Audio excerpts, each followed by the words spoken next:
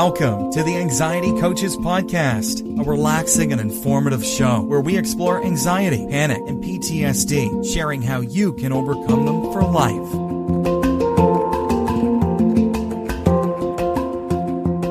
Aloha! Welcome back to the Anxiety Coaches Podcast.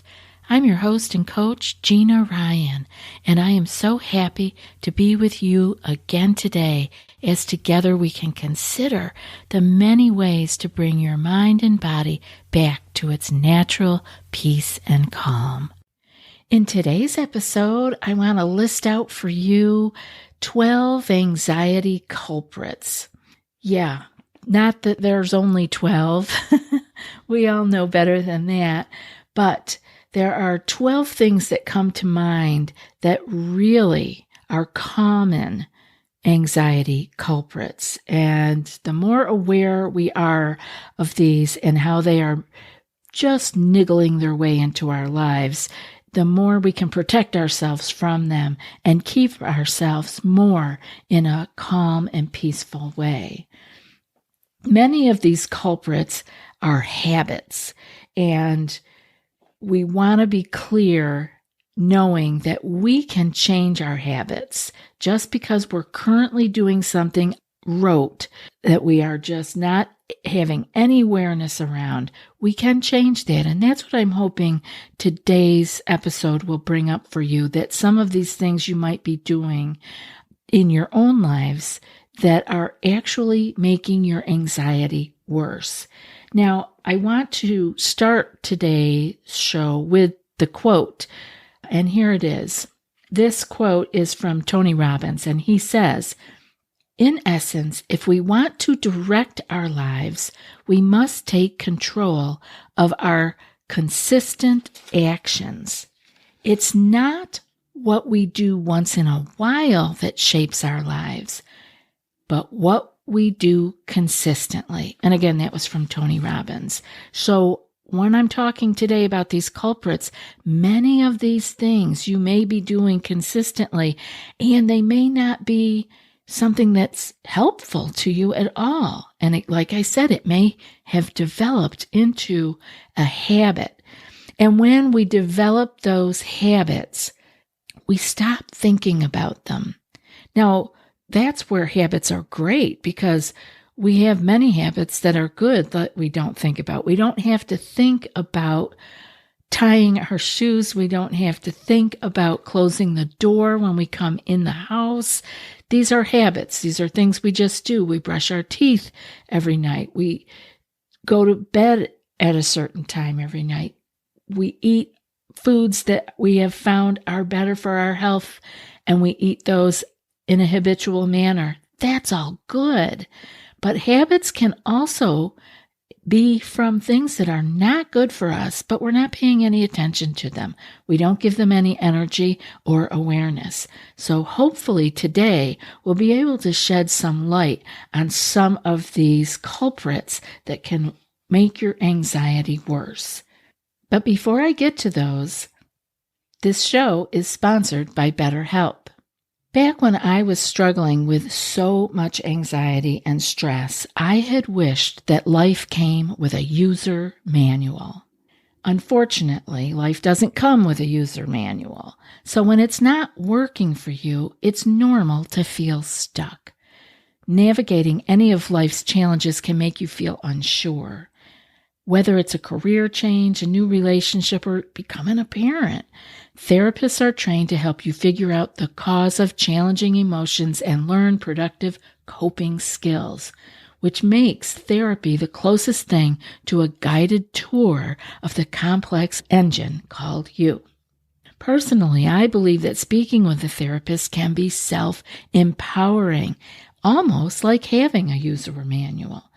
Whether or not you've been in therapy, you can give BetterHelp a try.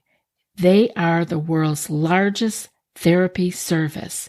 BetterHelp has matched 3 million people with professionally licensed and vetted therapists available 100% online. Plus, it's really affordable.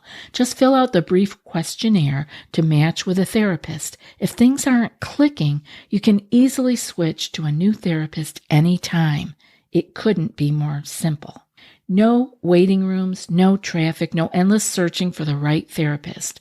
Learn more and save 10% off your first month at betterhelp.com/ACP. That's BetterHelp, HELP.com/ACP. So taking a look at these 12 common culprits. Many times the focus for healing our stress and anxiety can be on where it comes from, how we're going to deal with it in the moment, and why we fell down the wormhole in the first place. While that can be helpful, and we do want to spend some time there, we want to be sure to find the culprits in our life that are worsening our stress and anxiety on a daily basis. This might be a very good first step because as we get rid of the culprits, we have opened up some peace and calm, and it might give us the energy and the focus and awareness to actually look at those other things that I just mentioned. We can easily overlook the small daily habits that are really anxiety culprits. And some of those are things like more commonly known, using drugs, using alcohol. Those are biggies. And you want to pay attention to where you are at with that. And by that, I mean with drugs, I don't mean just recreational drugs. I mean, are your medications a part of why you are having anxiety? Many drugs have the side effect of anxiety. So that would be good for you to look into. Alcohol, we have talked about here on the show before, and you can find that in other episodes. I'm not going to get deep down that today, but it would be wise to totally eliminate the alcohol while you are healing and getting your feet back on the ground again. The next one that I have is smoking. So if you are smoking anything, that would be a culprit. That could be worsening your anxiety. And it would be a good all-around thing for you to let go of. The next one would be skipping meals. Many times I hear from people, I did work with people struggling with disordered eating for a very long time. And so skipping meals is very common in that world, but it's also common in the anxiety sufferer. Skipping meals may be sending you more stress and more stress signals to your brain than you need, because hunger is a stress. So maybe you have learned to ignore your hunger signals and you don't feel the discomfort of them anymore. That doesn't mean that your body isn't still picking it up as a stress. So maybe you need to have more regular meals. Too much social media. This is kind of self-explanatory, but it's worth really looking at. I have to put things on social media and I have to check things on social media. And it's interesting, if I do it on my computer, I'm just in and out. I just do it. But when I do it on my phone, I find myself scrolling. It's just too easy to just the little flick of the finger, and we're looking at all kinds of things that I really don't need to be focusing on. And so that could be irritating me. It could be making me feel upset. It could be that I'm just wasting time. But too much social media is something that could be a habit, that could also be a culprit that's causing you to have more anxiety. Another one is irregular sleep. So one of the things we can do for ourselves, no matter whether you're sleeping well or you're having difficulty sleeping, is to set up a good sleep routine. Good sleep hygiene just helps all the way around. So that means going to bed at the same time and waking up the same time every day, including the weekends. You know, I know something's going to come up where you stay up later and then you sleep later. Obviously, that happens in our lives, but I'm talking about on the regular.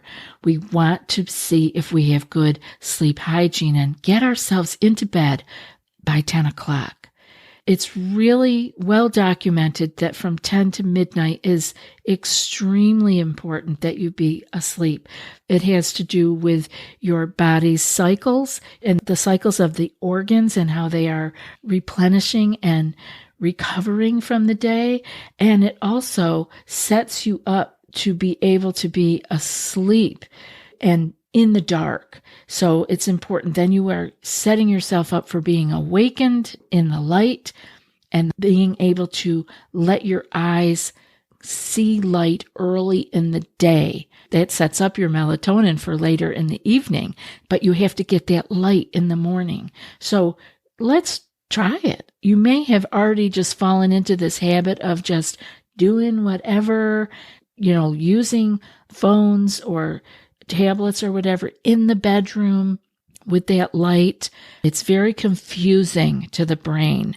So if your sleep is not on par and you want to do some little things for yourself, get yourself in bed by 10 o'clock. Get yourself out of bed the same time every morning. And that's going to depend on how much sleep each of you need. But that could really be giving you a head start and get you out of something that has been worsening your anxiety without you even knowing it. Another one is repression, and that is repressing our feelings or our anxiety or our life events that are coming up. Don't repress things. They don't go away.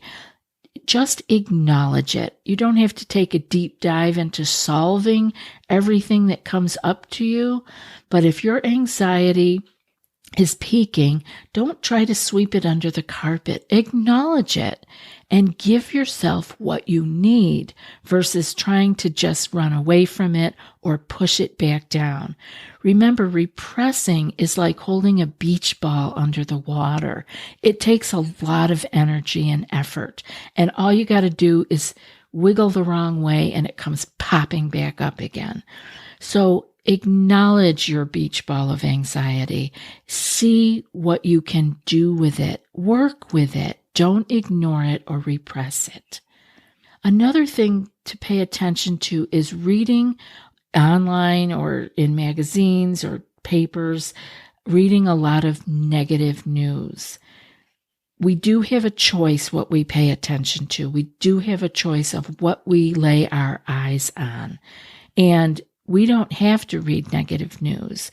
Maybe you can find that just skimming headlines for the basics could be all you need. You don't always need to take a deep dive. But the anxious mind wants to. I know this. It wants to figure out, well, why? What was going on? I need to know more. I have to protect myself. No, if you need to know more, you will know. I have often said that here, even on this little island. If I need to evacuate, that alarm will go off. I am not going to spend a lot of time digging for everything. We will know what we need to know. Believe me, a loved one will let you know. Many people can read all the news all the time, and it doesn't ruffle their feathers. Let them let you know if there's something urgent in the news that you need to be aware of. You won't always need to do this, but as you're healing, you don't want to be overstimulating yourself with negative news. The next one is stress and conflict. We have to deal with these things in our lives. Stress and conflict are a part of daily life. But when we don't have the tools to deal with them, it just keeps floating on the surface. What we want to do is figure out when the stress and conflicts come up, what do I need to do? What are my next steps?